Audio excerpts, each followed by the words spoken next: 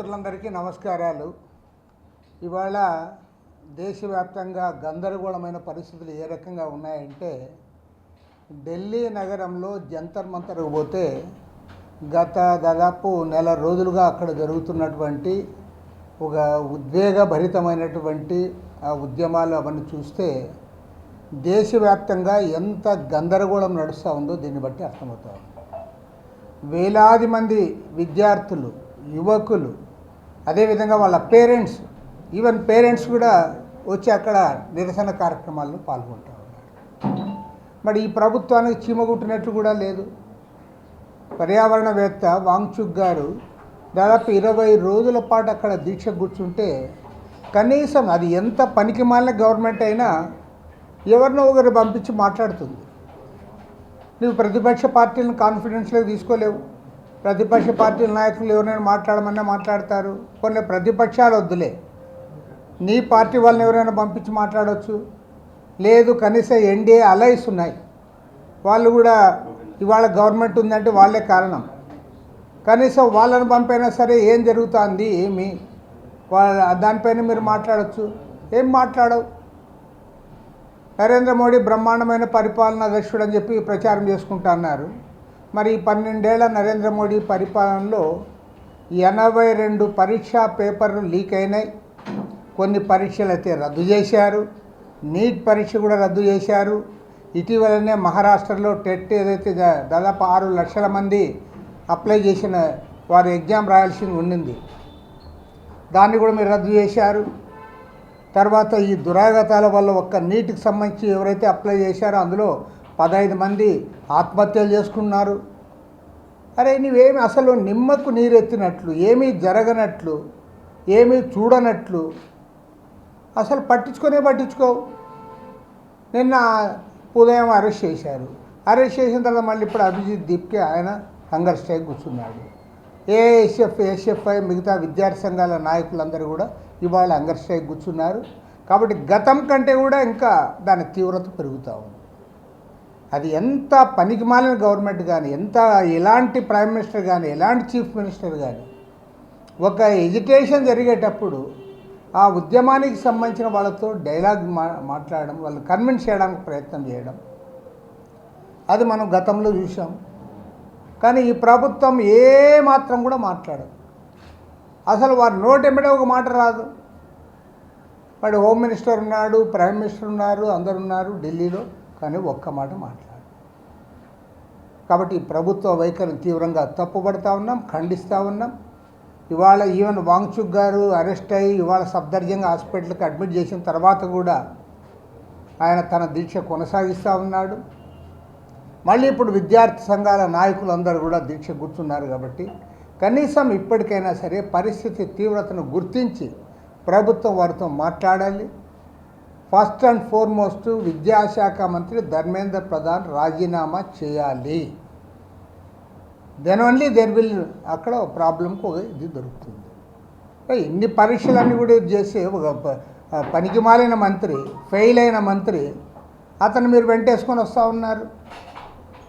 అతనికి అండగా ఈ ప్రభుత్వం నిలబడతా ఉంది. మొత్తం ప్రభుత్వం అంతా కూడా అప్రతిష్ట పాలవుతూ ఉంది. కాబట్టి అంటే మరోమారు ప్రధానమంత్రి గారికి డిమాండ్ చేస్తూ ఉన్నాం, కేంద్ర విద్యాశాఖ మంత్రి ధర్మేంద్ర ప్రధాన్ను పదవి నుంచి తప్పించాలి. వెంటనే విద్యార్థి సంఘాల నాయకులతో, ఇతర ఉద్యమకారులతో చర్చలు జరపాలి. దీనికి ఫుల్ స్టాప్ పెట్టాలని కోరుతూ ఉన్నాం. అదేవిధంగా రెండవ ముఖ్యమైన అంశం, నిజంగా చెప్పాలంటే దీంతో పాటు ఎంతో ప్రాధాన్యత కలిగిన అంశం, రామజన్మభూమి అయోధ్య అంశం విషయంలో మొత్తం సర్వం తానే అయిపోయి నువ్వు నడిపావు. నరేంద్ర మోడీ గారే పోయి అక్కడ గ్రౌండ్ శంకుస్థాపన చేశాడు, ఆయనే పోయి ప్రారంభోత్సవం చేశాడు. మామూలుగా ఇది విగ్రహ ప్రతిష్టాపనలు, ప్రాణప్రతిష్ఠ ఇలాంటివన్నీ కూడా మఠాధిపతులు, పూజారులు, దాంట్లో బాగా ఇదైన పవిత్రులు వాళ్ళు చేసే పని.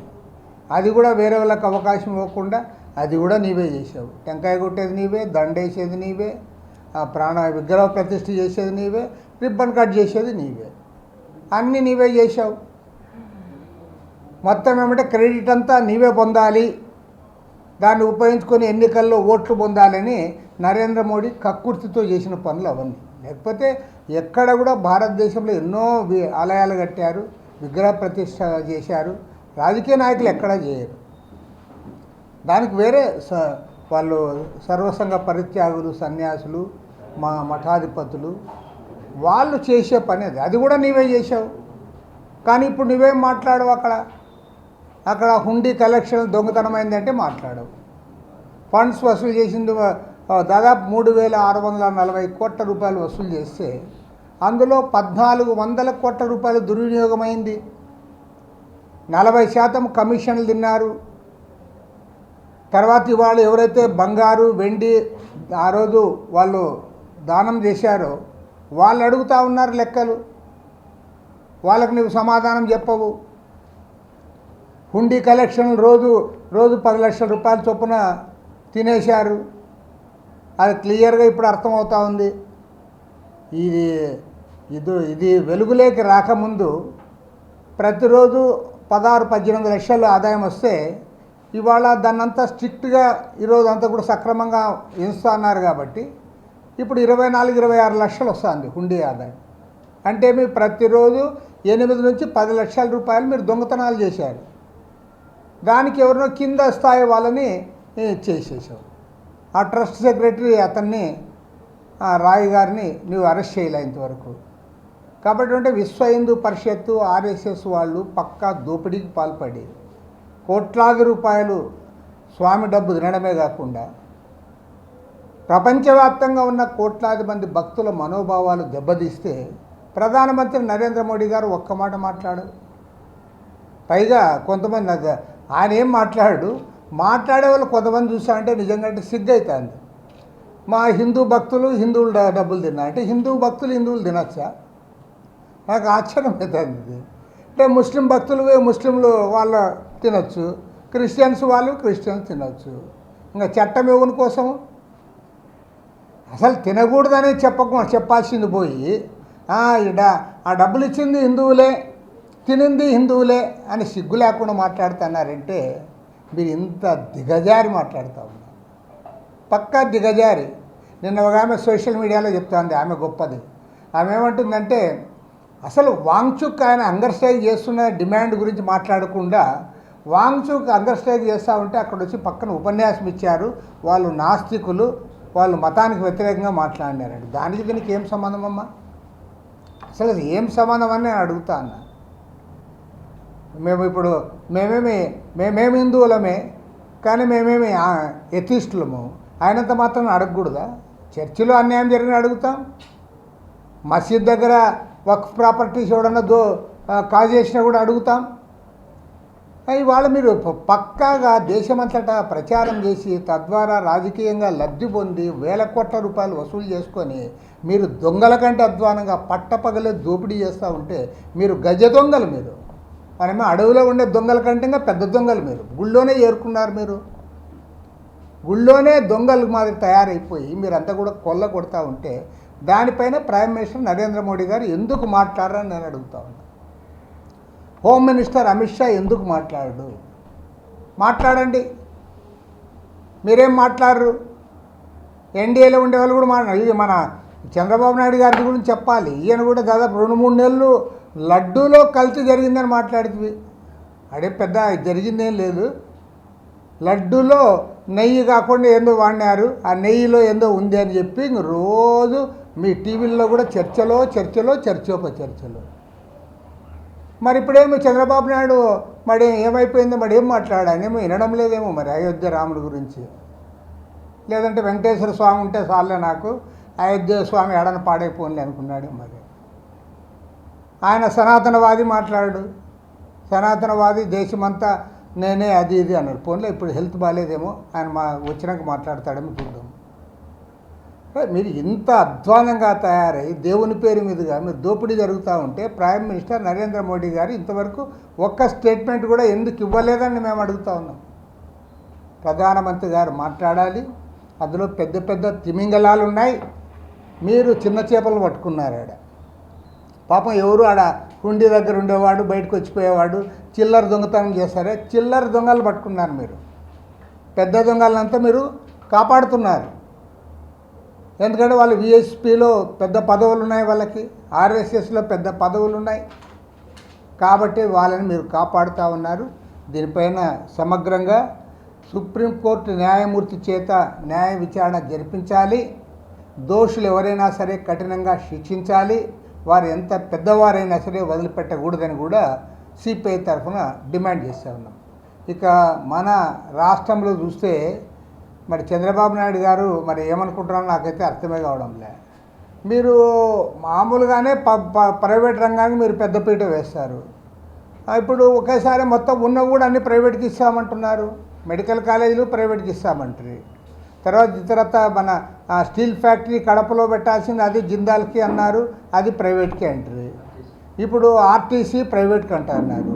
మళ్ళీ ఇప్పుడు చివరికి రిజిస్ట్రేషన్స్ సబ్ రిజిస్టర్ ఆఫీసులు అవి కూడా ప్రైవేట్ వాళ్ళకి ఇచ్చేస్తే ఇంకా గవర్నమెంట్ ఎందుకని నేను అడుగుతా ఉన్నా.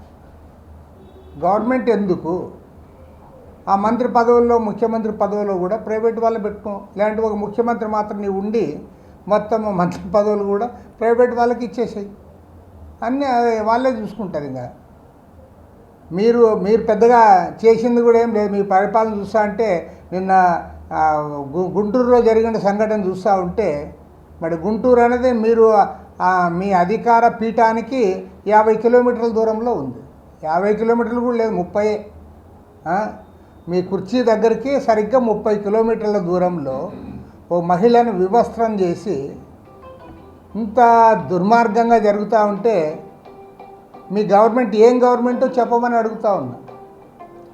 పోలీస్ వ్యవస్థను నిర్వీర్యం చేసిన ఫలితంగానే ఇవాళ పోలీస్ వ్యవస్థ మన ఆంధ్ర రాష్ట్రంలో వాళ్ళు సింగిల్గా ఒకే అజెండా పెట్టుకున్నారు. అదేమంటే ఎవరు అధికారంలో ఉంటే వాళ్ళకి జీ హుజూర్ అనడము, డబ్బులు సంపాదించుకోవడం.